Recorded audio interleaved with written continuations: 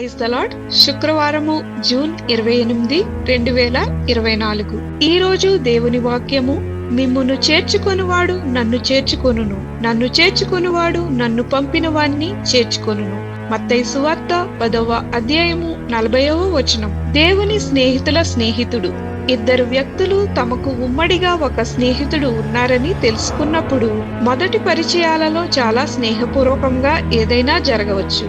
ఒక విశాల హృదయుడైన అతిథేయుడు అతిథిని ఇలా స్వాగతిస్తూ, మిమ్మల్ని కలుసుకున్నందుకు చాలా ఆనందంగా ఉంది. విజయ్ లేదా హేనా స్నేహితురాలు ఎవరైనా నాకు స్నేహితులే అంటూ బాగా గుర్తుండిపోయేలా ప్రేమతో ఆహ్వానించవచ్చు.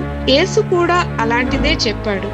ఆయన చాలా మందిని స్వస్థపరచడం ద్వారా ప్రజలను ఆకర్షిస్తున్నాడు. కానీ ఆయన స్థానిక మత పెద్దలు ఆలయాన్ని వారి స్వలాభం కొరకు వ్యాపారీకరించి వారి ప్రాబల్యాన్ని దుర్వినియోగం చేయడాన్ని వ్యతిరేకించినందున వారికి శత్రువుగా మారాడు. పెరుగుతున్న సంఘర్షణ మధ్యలో ఆయన తన ప్రత్యక్షతలోని ఆనందాన్ని, మూల్యాన్ని, అద్భుతాన్ని హెచ్చించడానికి ఒక కార్యమును చేశాడు. ఆయన తన శిష్యులకు ఇతరులను స్వస్థపరిచే సామర్థ్యాన్ని అనుగ్రహించి దేవుని రాజ్యం సమీపించిందని ప్రకటించడానికి వారిని పంపించాడు. ఆయన శిష్యులకు, మిమ్మును చేర్చుకొనువాడు నన్ను చేర్చుకొనును, మరియు తనను పంపిన తన తండ్రిని కూడా చేర్చుకొనును అని భరోసానిచ్చాడు.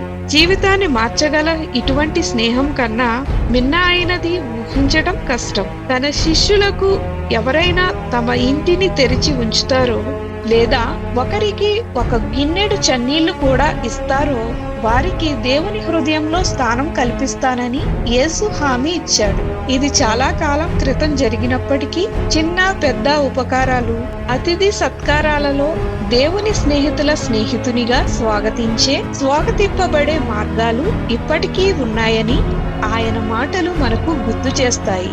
పరిశుద్ధాత్మ నడిపింపు ద్వారా మీరు ఏమి చేయగలరు? ప్రార్థన. తండ్రి, మిమ్మును గూర్చిన శుభవార్తలో భాగం కావడానికి మాకు అవకాశం దయచేయమని యేసు నామమున అడుగుచున్నాం తండ్రి.